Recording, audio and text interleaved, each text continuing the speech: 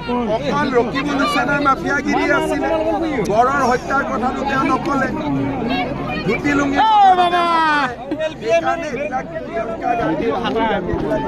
নচলে এইবিলাক এক্সপায়াৰী হৈ গৈছে সোমাব 100%।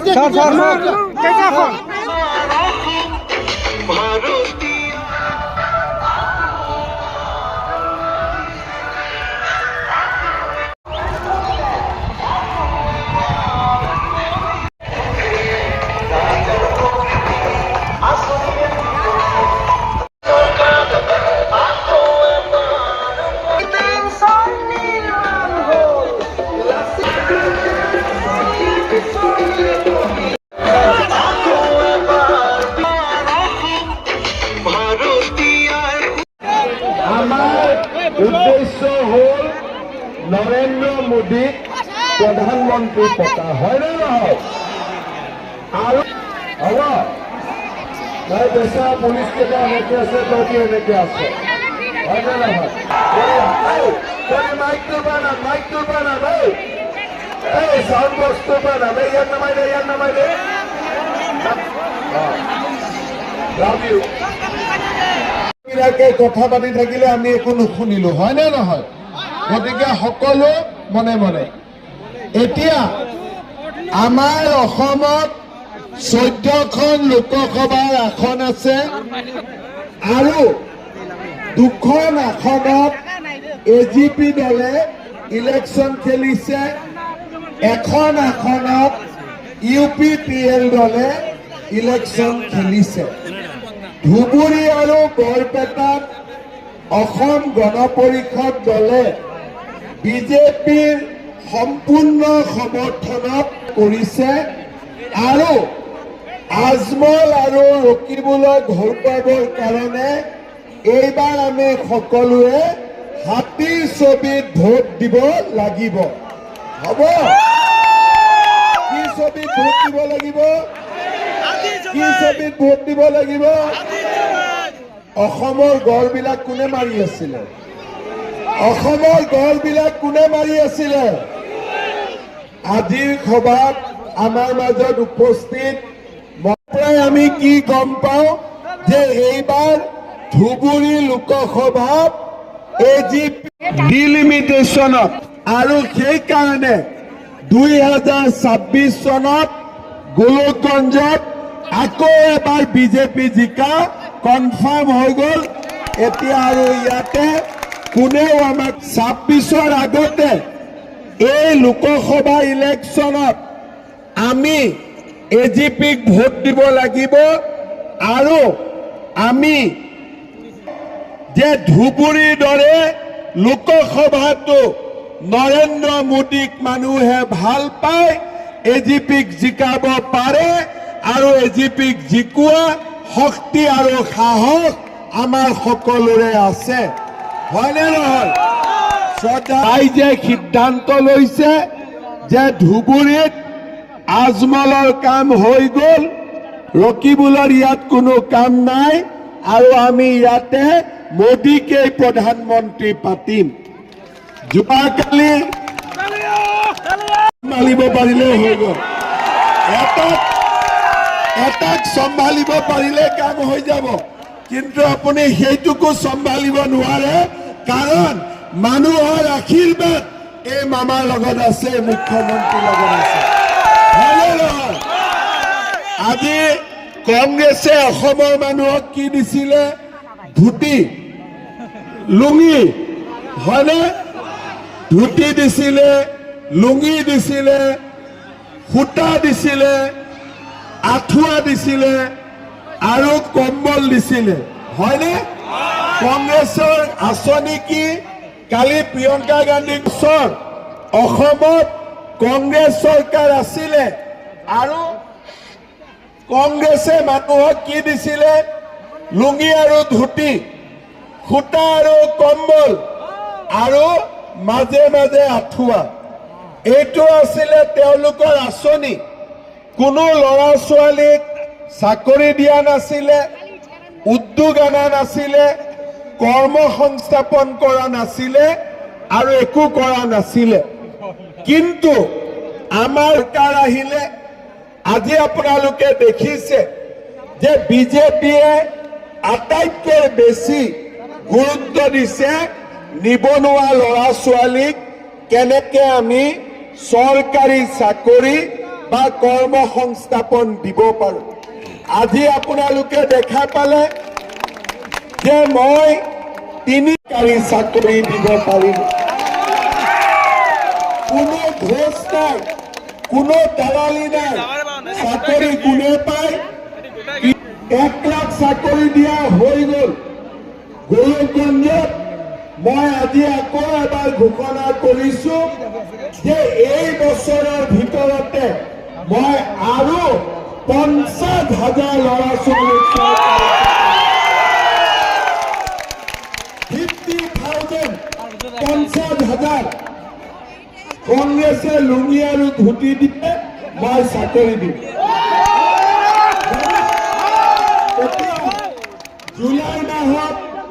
জুলাই মাহত পুলিচৰ ইণ্টাৰভিউ হ'ব। ছেপ্টেম্বৰ অক্টোবৰ মাহত গ্ৰেড 3 গ্ৰেড 4ৰ ইণ্টাৰভিউ হ'ব। আৰু এই বছৰৰ ভিতৰতে মই আৰু 50,000 ল'ৰা ছোৱালীক চৰকাৰী চাকৰি দিব গৈ আছো।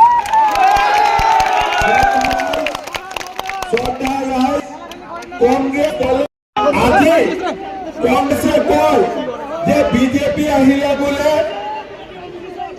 জুলাই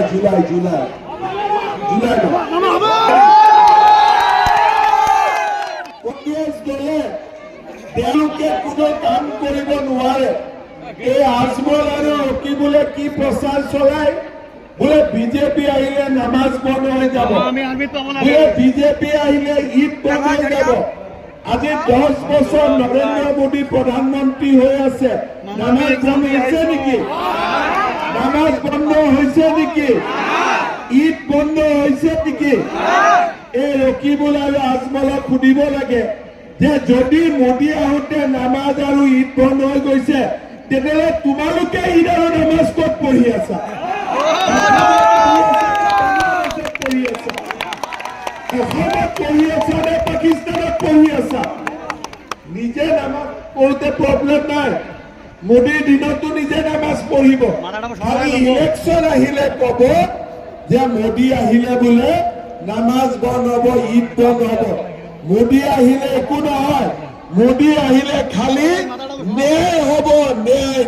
মোদী আহিলে সকলোৰে লগত ন্যায় হ'ব। আজি মোদীয়ে সকলোকে বিনা পইচাৰ চাউল দিছে নে নাই?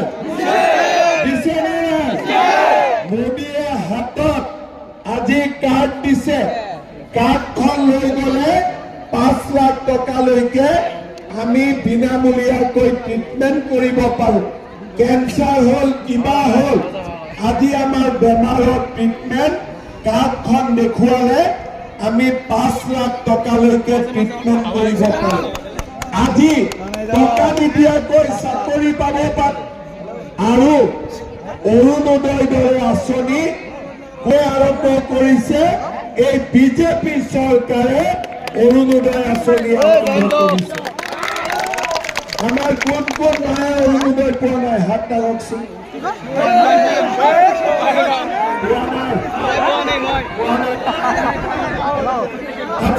কোনে পাইছে? হাত দাঙক।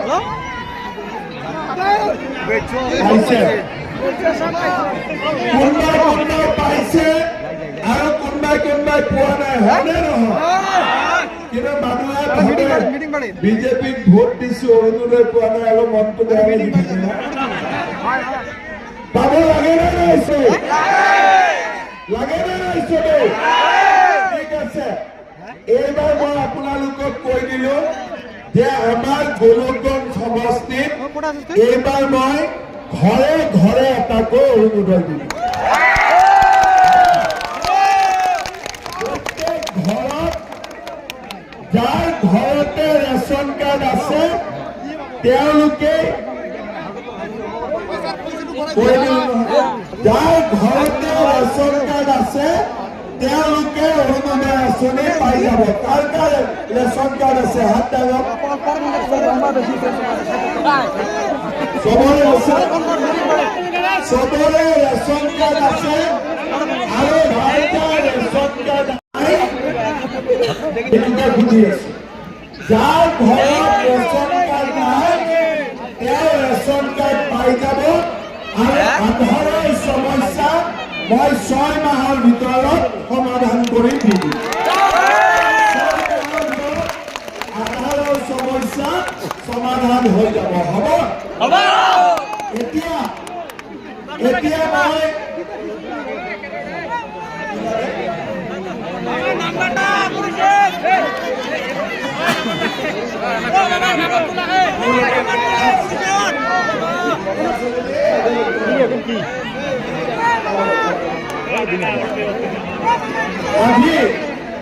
আজি মই এতিয়া আপোনালোকক সুধি আছো, লাখপতি বাইদেউ মানে কি ইয়াত জানে নে নাই? জানে নে নাই? কোনে কোনে লাখপতি বাইদেউ ফৰ্ম ফিল আপ কৰিছে? কৰিছে? সঁচাই কৰিছে নে? এইফালে কৰিছে নে লাখপতি বাইদেউ ফৰ্ম কৰিছে? আচ্ছা, যোনে যোনে লাখপতি বাইদেউ ফৰ্ম ফিল আপ কৰিছে কেইদিনমানৰ ভিতৰতে তেওঁলোকৰ বেংক একাউণ্টত পুতুল কৰি 10,000 টকা সোমাই দিব। এতিয়া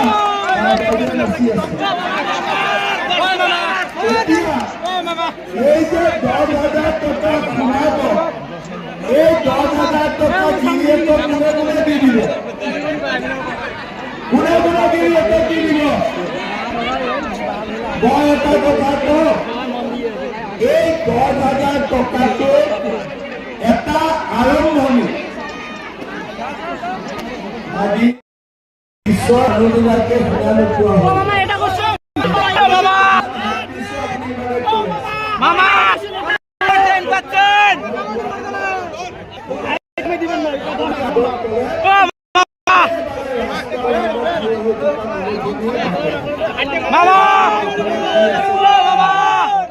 Mama, 10%.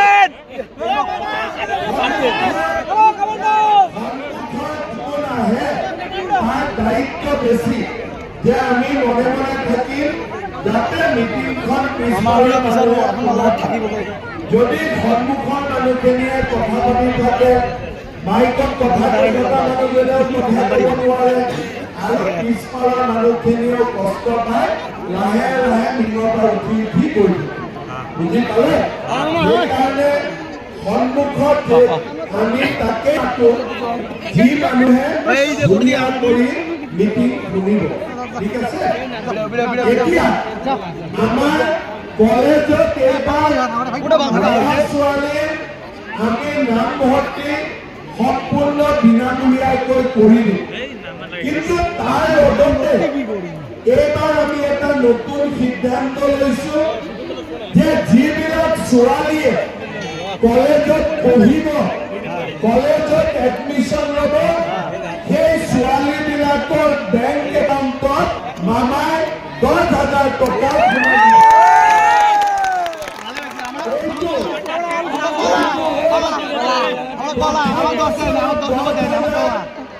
দ্বিতীয় বছৰত 10,000 আৰু যদি ডিগ্ৰীত নাম লগায় পুলিশে 10 নম্বর দিবে না, পুলিশে 12,000 দিব নালাগে।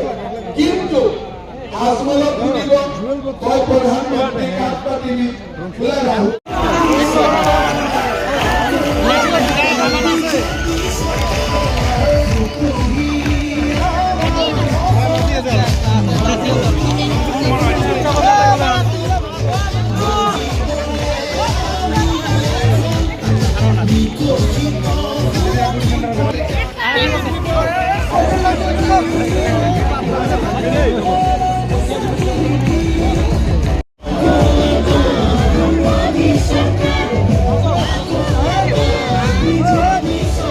আপনি কিছু কৰো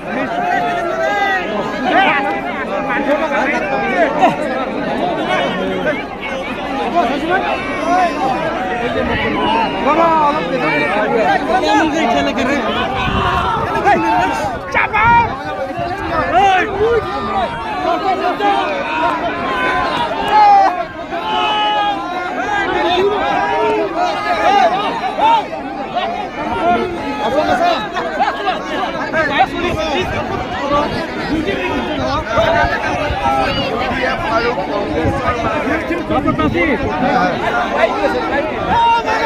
যথেষ্ট সংখ্যক ৰাইজে আমাৰ মিটিঙলৈ আহিছে। আজি আপোনালোকে দেখিছে কিমান মানুহ আহিছে। মই ভাবোঁ যে তিনিগুণীয়া প্ৰতিদ্বন্দ্বিতাত অতিকে প্ৰবল।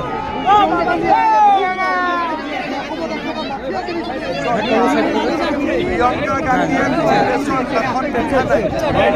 আজি ইয়াতে কি মাফিয়াগিৰি আছে? বোমা বিস্ফোৰণ নাই, আলফা নাই, NDFB নাই। তো ইয়াতে কুচা মাফিয়াগিৰি আছে।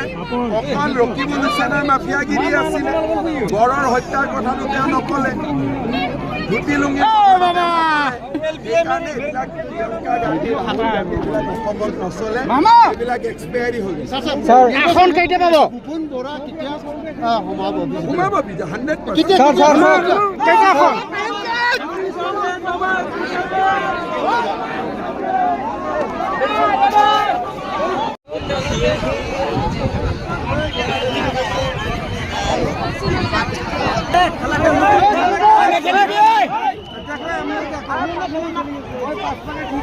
মোবাইল নাই